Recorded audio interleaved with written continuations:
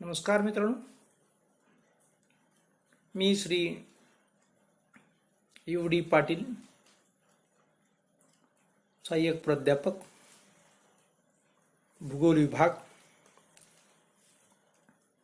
कला वाणिज्य व विज्ञान महाविद्यालय पलूस आपलं स्वागत करीत आहे.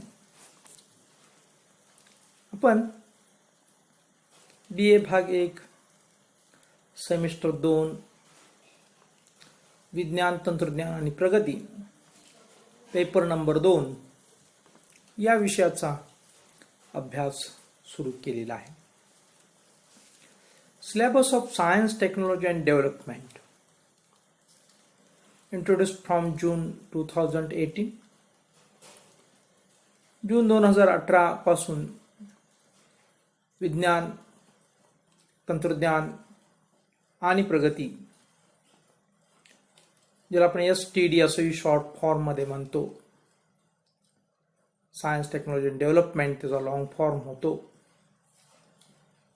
या विषयाचा आपण अभ्यास करीत आहोत किंवा हा सिलेबस जून 2018 पासून अस्तित्वात आलेला आहे. या सिलेबसमध्ये मित्रांनो 4 टॉपिक आहेत. मॉड्यूल फर्स्ट डिझास्टर मॅनेजमेंट, आपत्ती व्यवस्थापन. Module second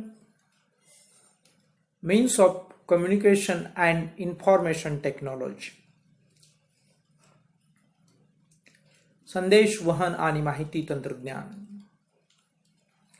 module third science technology in space research, अवकाश संशोधनामध्ये मधील विज्ञान आणि तंत्रज्ञान.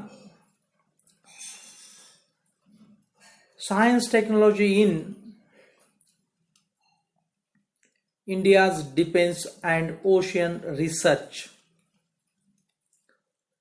म्हणजे मित्रांनो भारतीय संरक्षण व्यवस्था व सागरशास्त्र किंवा सागरामधील संशोधनामध्ये विज्ञान आणि तंत्रज्ञान, या 4 चॅप्टरचा आपण अभ्यास करणार आहोत.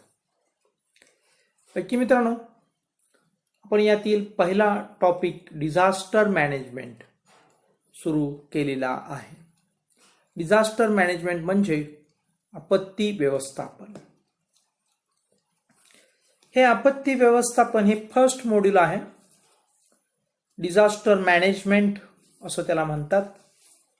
तर यामध्ये आपल्या डिझास्टर मॅनेजमेंटचा अभ्यास करावयाचा आहे आणि नंतर टाइप्स ऑफ डिझास्टर, आपत्तीचं वर्गीकरण आपल्याला अभ्यासायचं आहे. त्याच्यामध्ये earthquake, flood, drought, fire, accident, crowd या सर्व आपत्तींचा आपल्याला विस्तृत असा लोकाझोका घ्यावयाचा आहे. आपत्ती मित्रांनो हा मूळ फ्रेंच भाषेतील डिझास्टर या शब्दापासून बनलेला आहे. या संदर्भात आपण व्यवस्थितरित्या माहिती पाहिलेली आहे आणि मित्रांनो याची व्याख्या सुद्धा आपण समजून घेतलेली आहे. त्यानंतर आपत्ती अभ्यासाचं महत्त्व आपण अभ्यासलं. आपत्ती अभ्यासाची उद्दिष्टे आपण पाहिली. त्यानंतर मित्रांनो आपत्ती व्यवस्थापनाचे जे 3 टप्पे आहेत, या 3 टप्प्यांचा आपण अभ्यास केला. त्यामध्ये आपत्तीपूर्व टप्पा,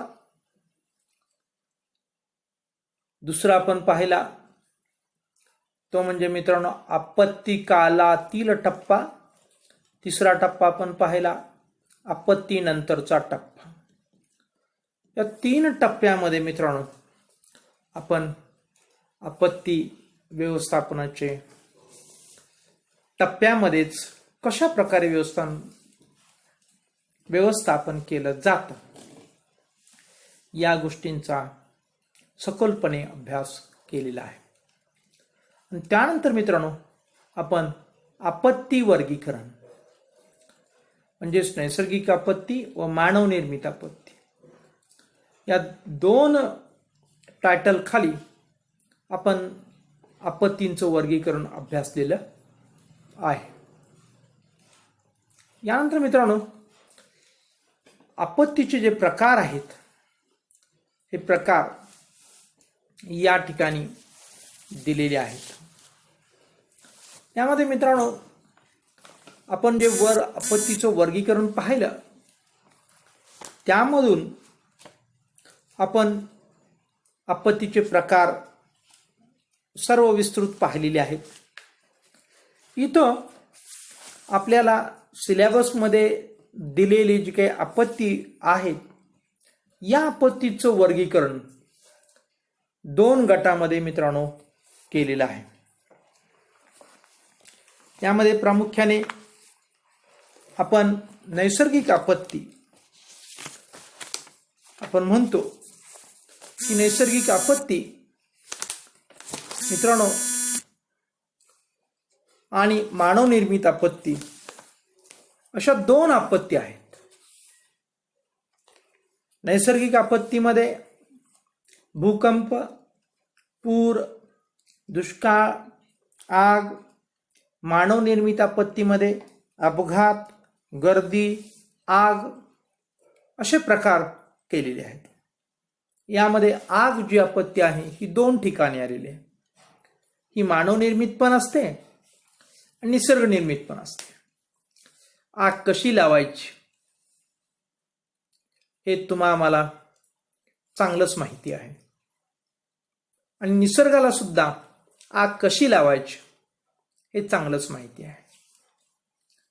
याचा अभ्यास आपण या ठिकाणी करणार आहोत.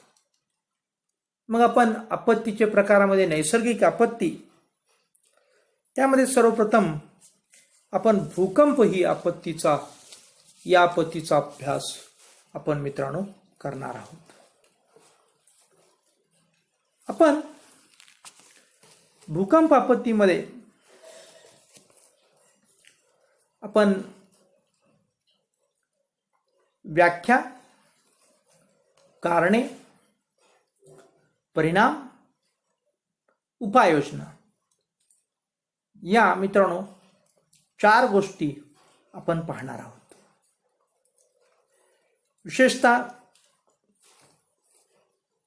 भूकंप ही एक नैसर्गिक आपत्ती असून ही आकस्मिकपणे होणारी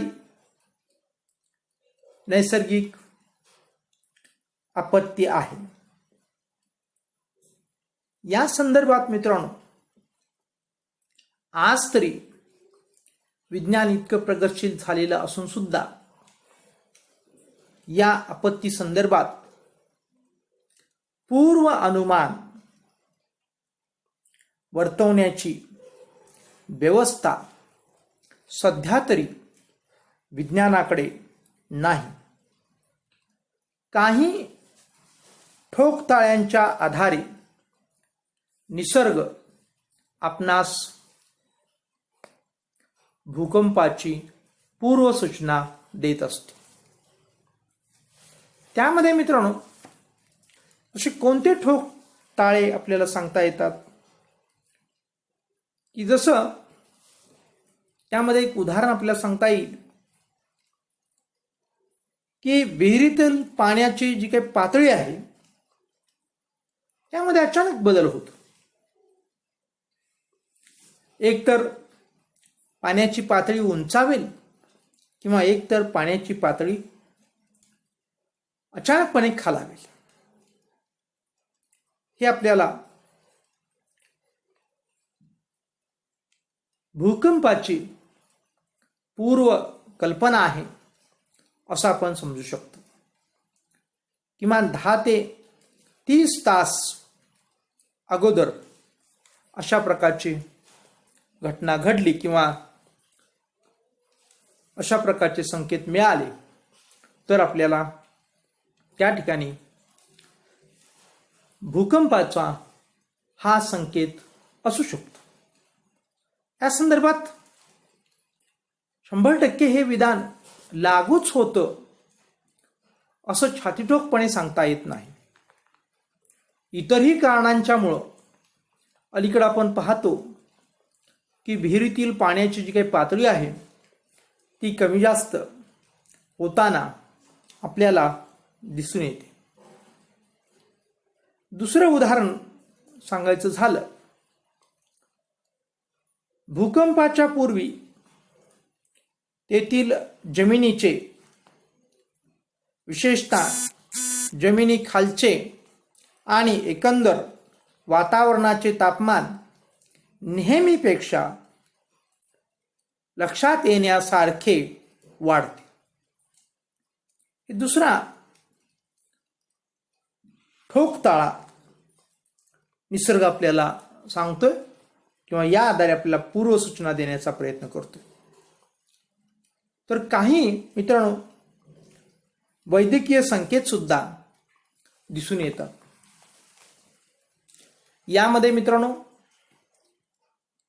दमा, अस्थमा यासारख्या श्वसन विकारांचे प्रमाण नेहमीपेक्षा एकाएकी अनेक पटीने वाढते. कोणत्याही कारणाशिवाय रक्तदाब, हृदयरोग, डोकेदुखी, अर्धशिशी, मानसिक बेचैनी इत्यादी तणावजन्य रोगांची वाढ झालेली दिसते. रशियन शास्त्रज्ञांच्या अनुभवाने असे लक्षात आले आहे आणि हे तज्ज्ञ असे म्हणतात की भूकंपाचे पूर्वकथन रोग्यांच्या नोंदी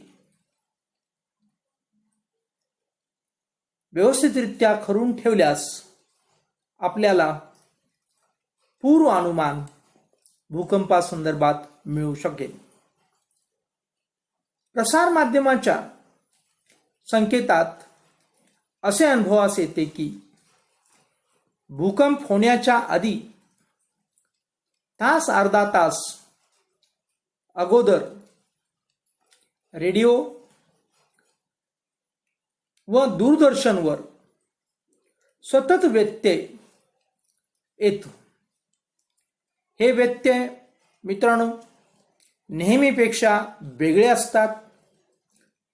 चित्रे वेडीवाकडी विद्रूप दिसतात. चित्र व ध्वनी लुप्त होतात. आवाजात अचानकपणे नेहमीपेक्षा जास्त खरखर अनुभवास येते. अशा नोंदी 1991च्या उत्तरकाशीच्या आणि 1993च्या किलारी भूकंपाच्या आधी अनुभवल्याच्या नोंदी आहेत. हा सुद्धा निसर्गाने भूकंपाची पूर्वसूचना आपणास अगोदर देण्याचा केलेला प्रयत्न आहे किंवा ठोकताळा आहे असं म्हटलं तर चुकीचं होणार नाही. याशिवाय निरनिराळ्या पशुपक्ष्यांच्या अचानक बदललेल्या वागणुकीतून हे संकेत निश्चित मिळतात. यात कोणताही संशय आत्ता राहिलेला नाही. जगातील अनेक विनाशी भूकंपाच्या थोड्या अगोदर सर्व पक्षी, प्राणी, कीटक इत्यादी कमालीचे बैचेन झाल्याचे आढळतात. ही बैचेनी ओरडणे, किंचाळणे, दावे तोडून पळून जाण्याचा प्रयत्न करणे, अगदी ओळखीच्या व्यक्तीवर सुद्धा धावून जाणे इत्यादी स्वरूपात आढळतात. वरील 5 प्रकारच्या अनुभवांचा विचार करता मित्रांनो, भूकंप प्रवण भागातील सर्वसाधारण लोकांच्या विषयी सतर्कता निर्माण करणे जरुरीचे आहे. आणि हाच आपल्याला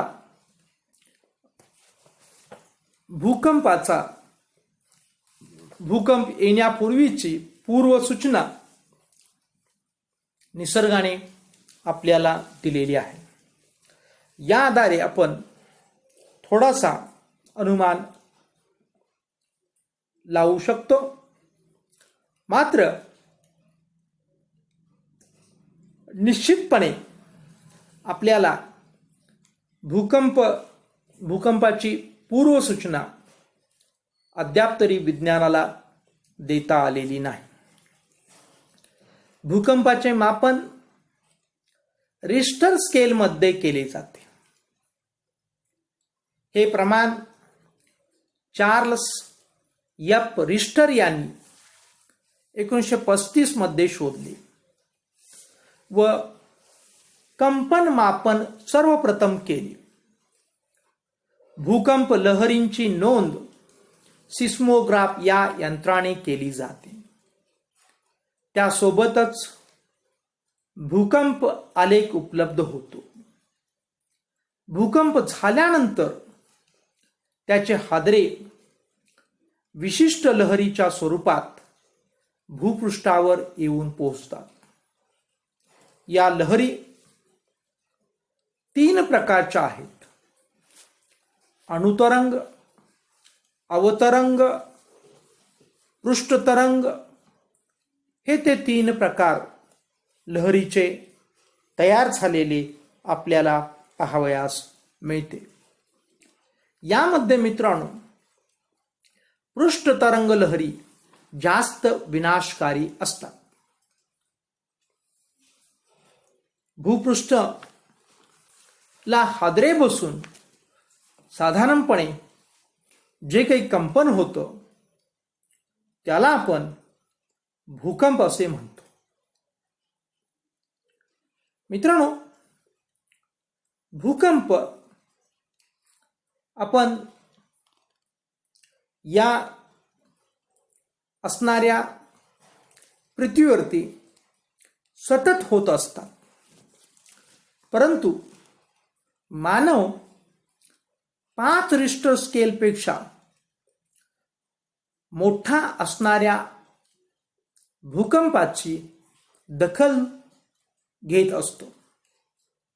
कारण 5 रिश्टर स्केलपेक्षा कमी असणारे जे काही भूकंप आहेत किंवा भूकंपाची तीव्रता आहे ती अत्यंत नगण्य स्वरूपाची असते. आणि म्हणून 5 अंश किंवा 5 रिश्टर स्केलपेक्षा जास्त असणाऱ्या भूकंपाचीच फक्त नोंद घेतली जाते मित्रांनो. आणि या नोंदीवरून आपल्याला असं लक्षात येतं की 5 रिश्टर स्केलपेक्षा अधिकच्या भूकंपाचा आपल्यावरती, मानवी जीवनावरती विपरीत परिणाम होतो. हे आपण या ठिकाणी लक्षात घेणं आवश्यक आहे. आणि या मोठ्या स्वरूपातल्या ज्या काही लहरी आहेत यावरून आपल्याला साधारणपणे प्रतिवर्षी 800 ते 1000 भूकंप होतात. आणि मित्रांनो, जे अत्यंत कमी रिश्टर स्केलचे भूकंप असतात यांच्या संदर्भात बोलायचं झालं तर प्रति मिनिटाला जगात भूकंप होतच असतो. दुसऱ्या शब्दात सतत भूकंप हे होत असतात हे आपण या ठिकाणी लक्षात घेण्याची अत्यंत आवश्यकता आहे. मित्रांनो, आपण भूकंपाच्या संदर्भात आणखीन एक गोष्ट महत्त्वपूर्ण लक्षात घेणं आवश्यक आहे. ती म्हणजे भूकंपाच्या संदर्भात आज जरी विज्ञान अनुमान बांधू शकत नसले किंवा पूर्वसूचना देऊ शकत नसले तरी सुद्धा मित्रांनो, भूकंप जाणवत नसणारेही असतात आणि जाणवणारेही असतात. या सर्वांची नोंद आपण अलीकडच्या काळामध्ये घेऊ लागलो आहे.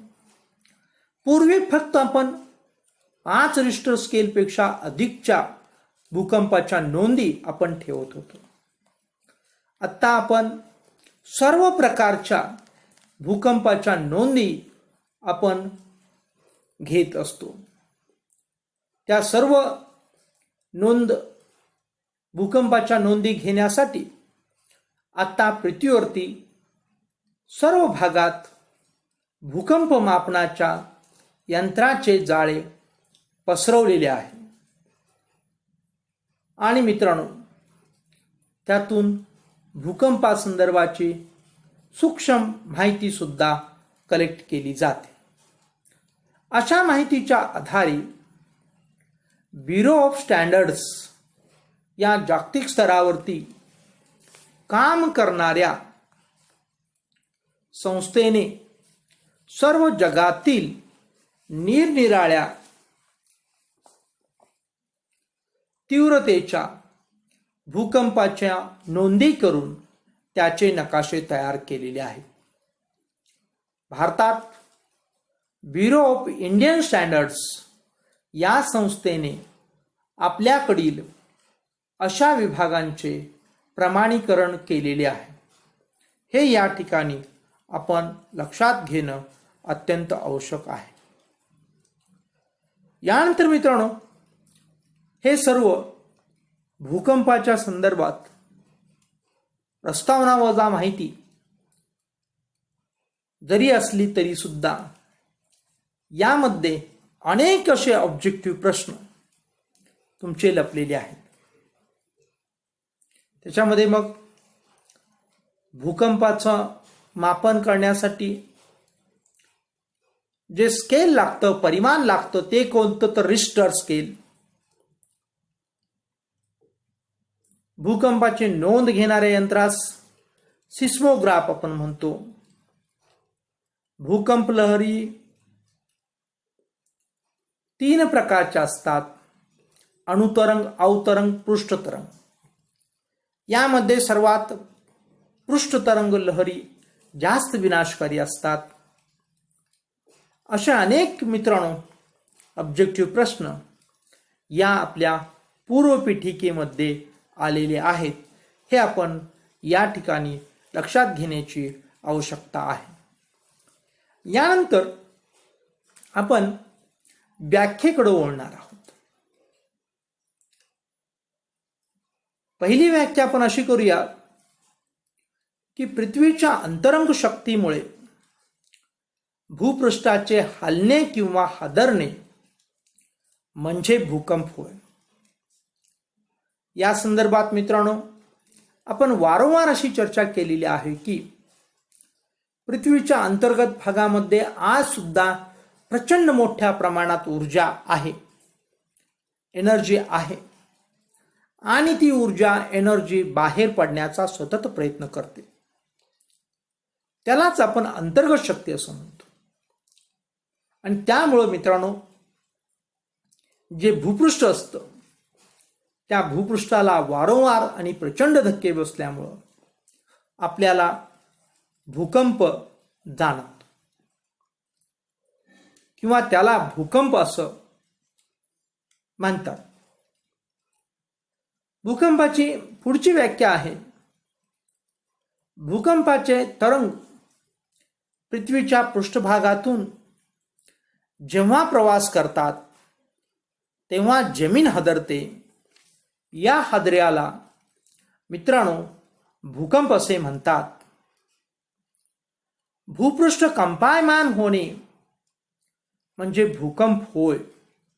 अशा प्रकारे मित्रांनो आपण भूकंपाच्या 2, 3, 4 व्याख्या आपण केलेल्या आहेत. आपणही यामध्ये व्याख्यांची भर घालू शकता. त्यासाठी तुम्ही व्यवस्थितरित्या अगोदर या भूकंपाचं किंवा भूकंप ह्या नैसर्गिक आपत्तीचं आपण अध्ययन करणं आवश्यक आहे. यानंतर आपण भूकंपाची जी कारणं आहेत या कारणाकडे वळणार आहोत. साधारणपणे मित्रांनो भूकंप 2 कारणांनी होतात. एक निसर्गनिर्मित कारण, तर दुसरं मित्रांनो मानवनिर्मित कारण. जे निसर्गनिर्मित कारण आहे या कारणापासून होणारे जे काही भूकंप आहेत हे फार हानिकारक, मग त्याच्यामध्ये जीवितहानी असू दे किंवा वित्तहानी असू दे, ही प्रचंड मोठ्या प्रमाणात होत असते. आणि निसर्गनिर्मित भूकंप हे प्रामुख्याने खालील कारणामुळे होतं. पहिलं कारण आहे भ्रंशमूलक हालचाल. यामध्ये मित्रांनो अंतर्गत किंवा बहिर्गत शक्ती सतत पृथ्वीच्या भूकवचावर कार्य करीत असतात. अंतर्गत शक्तीमुळे भूकवचातील खडकावर प्रचंड दाब व ताण पडून खडकांना तडे जातात.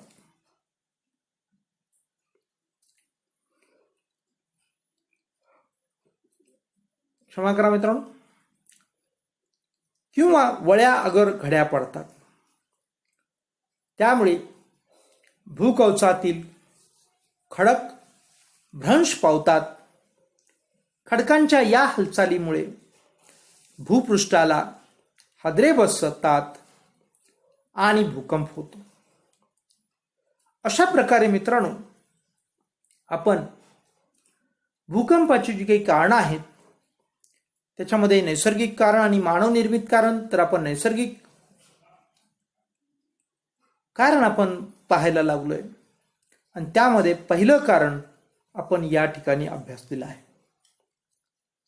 आणि मित्रांनो दुसरं कारण आहे ते म्हणजे ज्वालामुखीचा उद्रेक किंवा स्फोट. पृथ्वीच्या अंतर्गत असणारा प्रचंड असा हा शिलारस, तुम्ही त्याला लाव्हारस असंही म्हणू शकता, हा बाहेर येतो ज्वालामुखीच्या स्वरूपात. तेव्हा मित्रांनो वायू, वाफ, खडकांचे तुकडे व लाव्हारस हा बाहेर फेकला जातो किंवा बाहेर पडतो. आणि त्यावेळी मित्रांनो भूकवचाला हादरे बसून भूकंप होतात. या भूकंपास ज्वालामुखी भूकंप असेही मित्रांनो म्हटले जाते. आणि ज्वालामुखीच्या अर्थात प्रत्येक ज्वालामुखीचे ढोबळ आपण जर प्रकार पाहिले तर सजीव ज्वालामुखी आणि निद्रस्त ज्वालामुखी. तर आपण निद्रस्त ज्वालामुखीच्या संदर्भात परिचित आहोत, परंतु यामुळे भूकंप निर्माण होण्याची जी काही शक्यता आहे ही अत्यंत कमी आहे. तर मित्रांनो जो ज्वालामुखी जिवंत असतो त्या ठिकाणी मात्र भूकंप जाणवतो किंवा भूकंप होतो, धरणी कंप पावतो, असं चित्र आपल्याला या ठिकाणी पाहावयास मिळते. तेव्हा या ठिकाणी वेळ आपली झालेली आहे.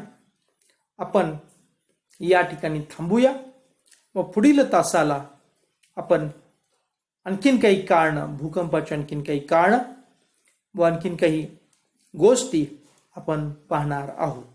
तेव्हा या ठिकाणी आपण थांबूया. धन्यवाद.